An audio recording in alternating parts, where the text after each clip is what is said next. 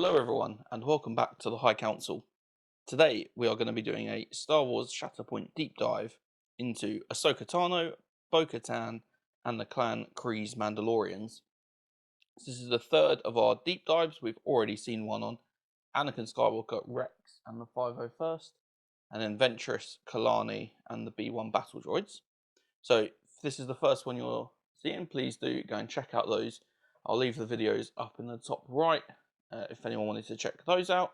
And if you do like the content, please subscribe to the channel. I'll be trying to bring as much Shatterpoint content as I can do over the coming months, from reviews of new products to battle reports to deep dives like this. Ahsoka as a TV show coming out at the end of the summer. We've got Bo-Katan, who's obviously quite big at the minute because of the Mandalorian having just finished dropped, and then her Clan Kryze Mandalorians and the Night Owls that she pairs up with. So I'll be the first to happily admit I'm not Ahsoka's biggest fan from the Clone Wars.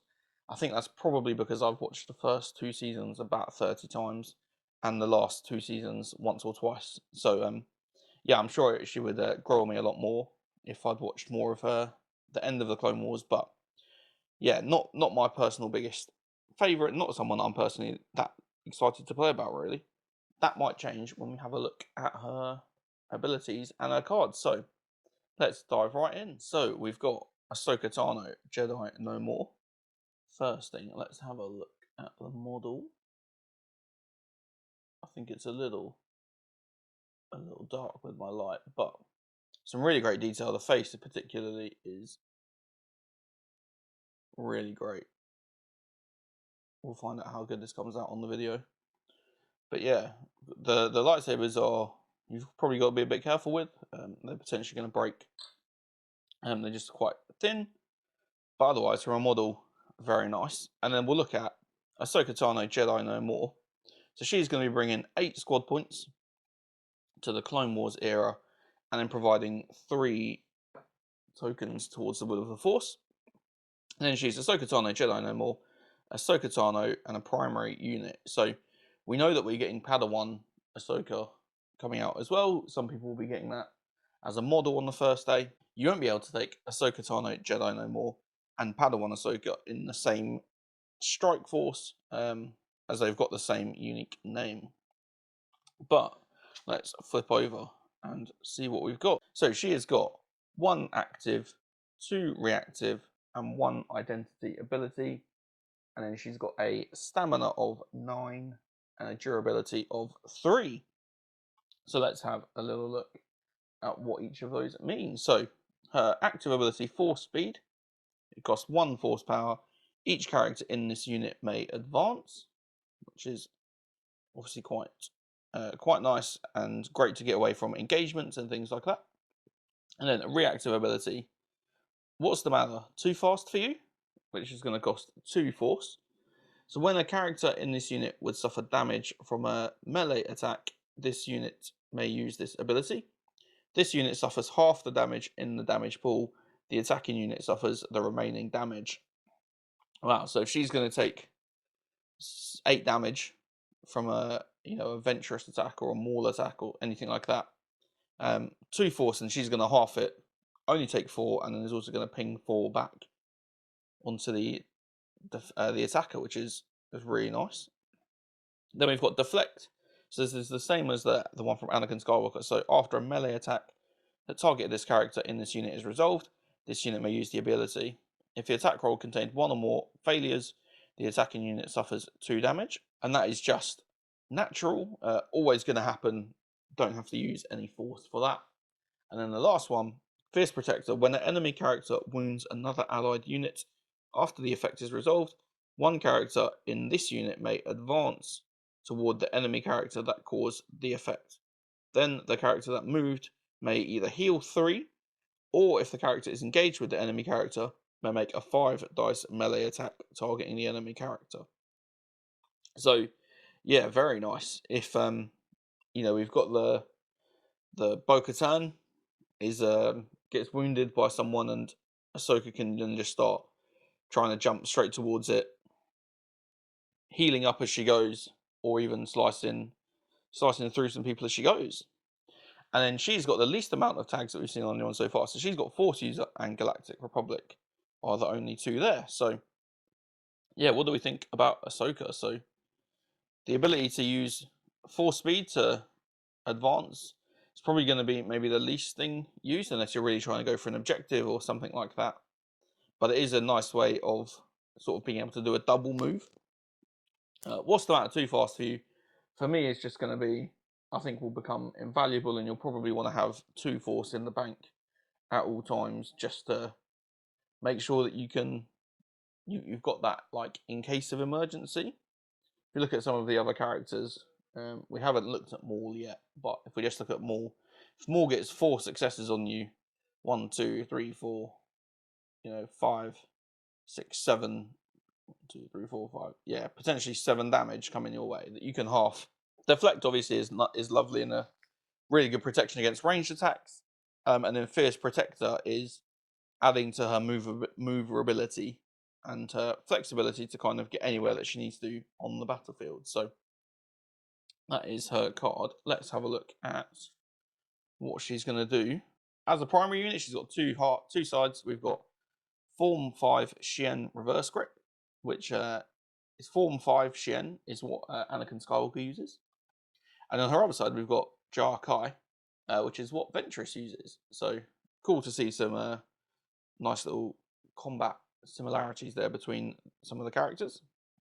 So on her Jar Kai side, which is arguably more aggressive, she's going to have 7 attack dice in melee, and then 5 defensively, either against a melee attack or a ranged attack.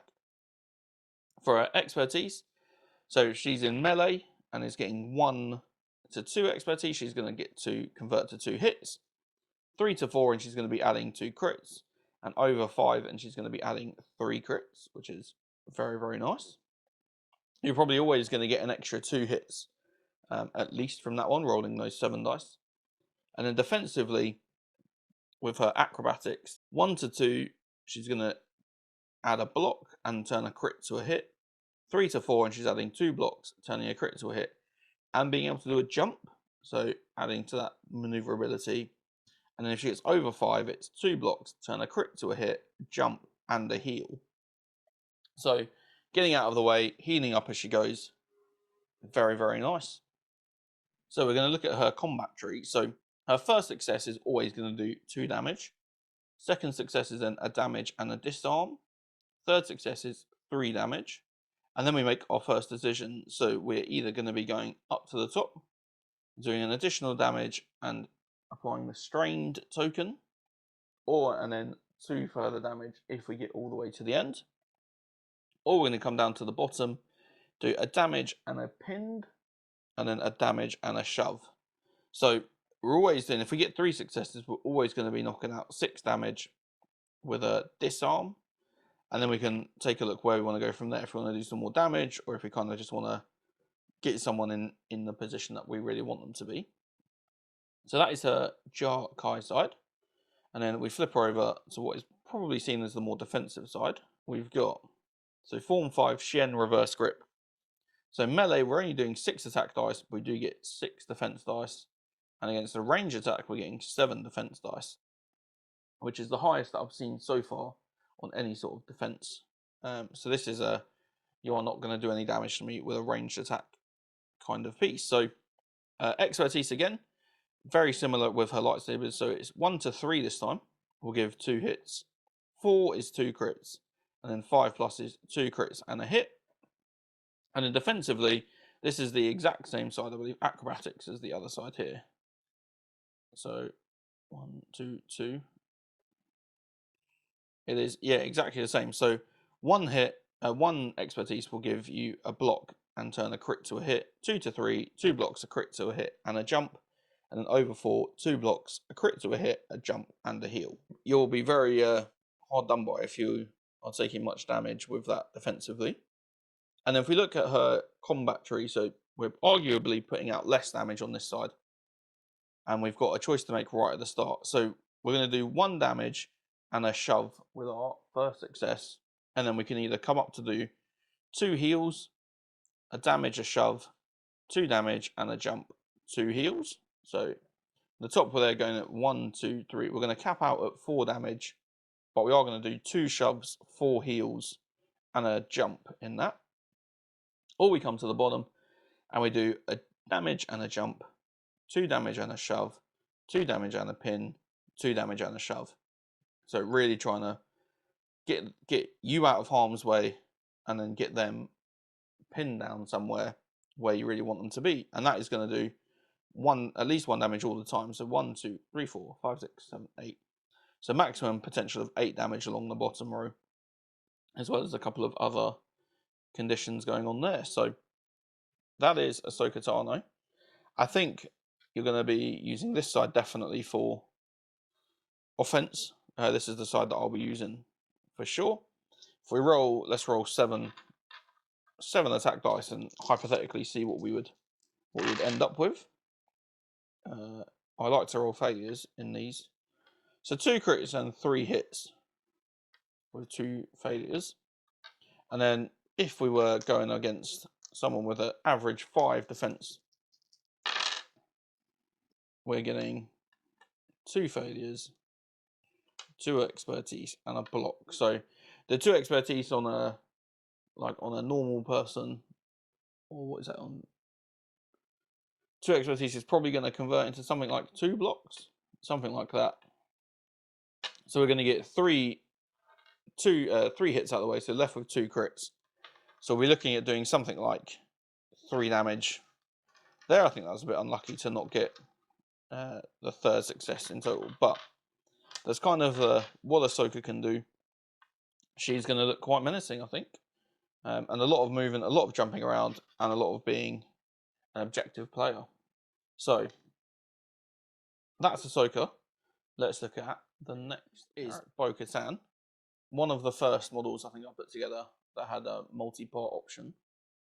So obviously her helmet is either on or off. In this one I've made it with her helmet off. Mostly just so it helps newer players know who she is. Because if you put her with the other Mandalorians and you say, that one's Bo-Katan, you might definitely forget which one it is. Because I probably would as well. I struggle at the minute to tell the difference between Mandalorian Super Commandos and the Clan Kryze Mandalorians. So it wouldn't surprise me if I ended up painting at least one of them in completely the wrong colour scheme. But we'll look at Bo-Katan. So she is going to be a 4 points cost Clone Wars era character, contributing nothing to the Force, and she is just Bo-Katan Kryze, and a secondary unit. So she has got 1 tactic ability, 1 active ability, 1 reactive ability, and 2 innate abilities. So quite a few different abilities that you might have to keep an eye on when you are playing as her. And then she is going to have a stamina of 8 and a durability of 2. So let's have a look. So Pride of Mandalore. At the start of this unit's activation, choose another allied Mandalorian character. The chosen unit may jump. So that is probably going to be, for the minute, the Clan Kryze Mandalorians. They're going to be nice and moving around the battlefield and jumping from left to right. She's then got jetpacks, so active ability costing 1 force. Each character in this unit may jump. So she's then got her reactive ability, Mandalorians are stronger together. So after this unit makes a move action, it may use this ability. If a character in the unit is within range 2 of another allied Mandalorian character, this unit may immediately make a focus action. So she's going to be adding an extra dice to her next attack. The first innate ability, Mandalore will survive. After this unit makes a focus action, 1 character in this unit may dash and heal 2. Hypothetically, you've got your Clan Kryze Mandalorians here. She makes a move action, finishes within range 2 of them, which is this one here. She can then make an immediate focus action, and then after the unit makes a focus action, she can then dash and heal 2. So she can advance to here. That will allow her to do a focus action from Mandalorians are stronger together. She can then dash off to do some other fighting, and then can heal 2 at the same time. So the synergy there obviously quite nice. And you're going to probably want to keep her and the Night Owls all sort of with one another. And then her final innate ability, some of us have a higher purpose. Allied Mandalorian characters that are within 3 of this unit that are contesting 1 or more active objectives have protection and steadfast. Protection is you will remove 1 damage from the damage pool before they take the damage, and steadfast is that they are not moved by the first shove effect. So they're going to be on that objective and they are going to be holding it hopefully for as long as possible. And then she's got the Clan Kryze, Death Watch, Mandalorian, and Night Owls tags with her. So lots of stuff on there. It looks a bit complicated, but I think in reality, you will look at Mandalorians are stronger together and Mandalore will survive are almost one action, or they're not even an action, like one ability, because as soon as you do the top one, you can do the bottom one, which is then really nice and something you're going to want to keep doing.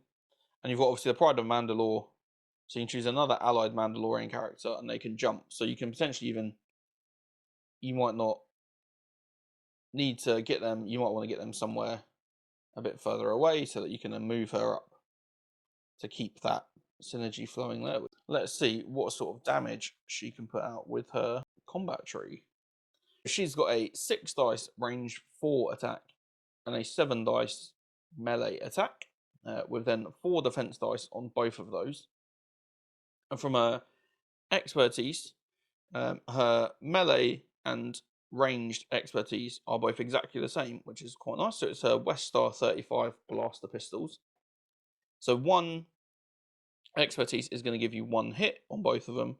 2 to 3 is going to give you a crit and a hit. And over 4 is going to be 2 crits and a damage, which is quite nice to add into your combat tree. And then remember, if you've done the Mandalorians are stronger together, then that's another dice. So these become 7 and 8, which could be quite nice for sure. And in her defensive expertise, she's got Beskar armor. So 1 to 3 is providing her with 2 blocks, and then over 4 is providing 3 blocks. So you're probably always going to get at least those 2 blocks from the expertise, and then you're probably going to get somewhere between a crit and a hit, probably most of the time there.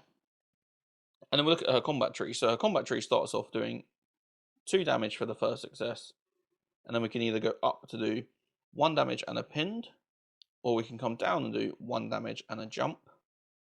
And if we go up and we do 1 damage and a pinned, we then follow up with 2 damage before coming back into the middle with 1 damage and a shove.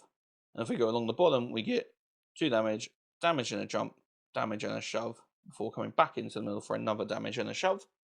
Before we then get to make our other final decision of we're going up to do 2 damage or down to do another damage and a shove. So you can probably really push a character off an objective if you're coming along this bottom, sort of the bottom row. Or you might be going, oh, actually, I'm just going to do, 2 damage, a jump and a damage. So we're on 3, 4 damage, and we're going to kind of shove them out of the way, keep shoving them out of the way, and now they're out as far as we need to go. Let's just ping them for more damage.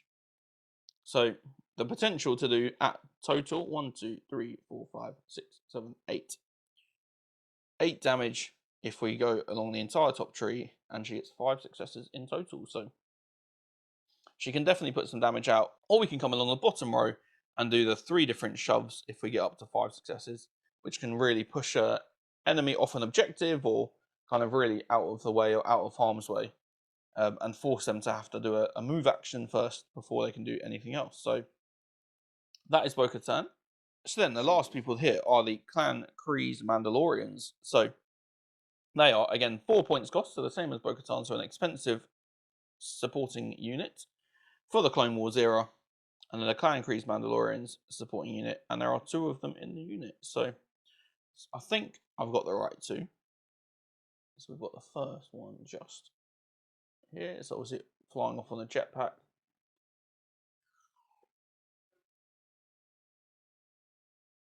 And then the second one, I was adamant this was Jango Fett when I saw this at Salute in April this year and played it. I was adamant that they were like, that's the Jango Fett model.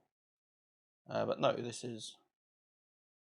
And I think you can tell the difference between these two because they've got the targeting telescope, I think is the right word, whereas I think the Super Commandos don't. If you can see that at all. But we're not here to look at Super Commandos today. They are for a later date. So, let's have a look. 4 points score, so they should be pretty good, we hope. So they have got 3 abilities. So they've got a active ability, a reactive ability, and an innate ability. So they have, and then they have got 7 stamina and 2 durability. With the tags Mandalorian, Deathwatch, Clan Kryze, and Trooper. Their active ability, Jetpack, costs 1 force. Each character in this unit may jump. So the same as the Bo-Katan one that we saw. Mandalorians are stronger together. After this unit makes a move action, it may use this ability. If a character in this unit is within 2 of another allied Mandalorian character, this unit immediately makes a focus action. So the same as the Bo-Katan one. And then Helmet Visor. So characters in this unit have Sharpshooter 1. So I'll first look at the Sharpshooter keyword. And Sharpshooter 1 means that when the character makes a focus action, it adds X additional attack dice to its next ranged attack, in addition to the 1 added by the focus action. We'll get on to the card here, but they've got 6 as their ranged dice pool attack. So then do a focus action, which gives them an extra 1, and then the Sharpshooter 1 also gives them an extra 1. So now they're throwing 8 dice. So yeah, I can kind of see why they're potentially going to be 4 points cost, because that is pretty nice. And then we'll look at what they can do. So they've got a 6 dice ranged attack, and then they are defending 5 dice against that, or a 5 dice melee with 4 defense dice. So definitely someone you're going to kind of want to keep at range, and I want to shoot you with range stuff, and I want you to shoot me with range stuff. And then we look at their expertise. So they've got the West Star 35 blaster pistols, Gauntlet Vibroblade, and Beskar armor. So the West Star blaster pistols, 1 to 2 expertise converts to a hit, 3 to 4 a crit and a hit, and 5+ is 2 crits and a hit. The Vibroblade, 1 to 2 expertise in melee is going to be 1 hit, and then over 3 is going to give them 2 crits. And their Beskar armor, 1 expertise will be 1 block, and 2 expertise, or 2+ expertise, will be 2 blocks. So we're probably going to get some blocks from the Beskar armor all the time, and you're probably getting at least a hit. And then we start off having to make a decision. So we start the combat tree either at the top or the bottom with a damage and a pinned for a success, or a damage and a shove, coming then into 2 damage and a shove, followed by either the disarm condition or the exposed condition, then going into damage and a shove and 2 damage.